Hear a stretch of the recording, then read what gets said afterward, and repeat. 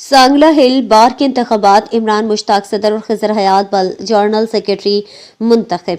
Joint finance اور library بلا مقابلہ کامیاب، ایگزیکٹو باڈی کے 10 ممبران بھی بلا مقابلہ کامیاب۔ سانگلہ ہل سب ڈویژنل بار ایسوسی ایشن کے انتخابات میں عمران مشتاق بٹالوی صدر، راشد علی گھمن نائب صدر، خضر حیات بل جنرل سیکرٹری اور علی حسن بٹالوی آڈیٹر منتخب ہو گئے۔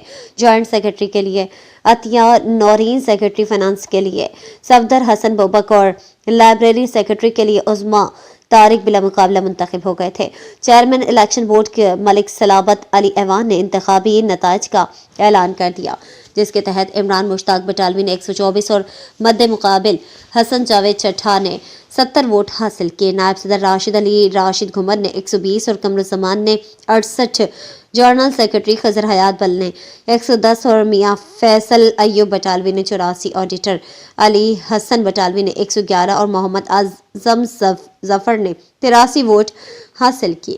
ایگزیکٹو باڈی کی 10 نشستوں کے لیے بلا مقابلہ کامیاب ہونے والوں میں چودھری انور حسین چودھری، طارق سعید چیمہ، ملک زاہد نواز کچھی، علی حیدر چٹھا، محمد عمر خیام، محمد بدیع الزمان بھٹی، محمد اعجاز بلوچ، میاں طاہر محمود، نعمان فاروق اور ظہیر اکرم تارڑ شامل ہیں۔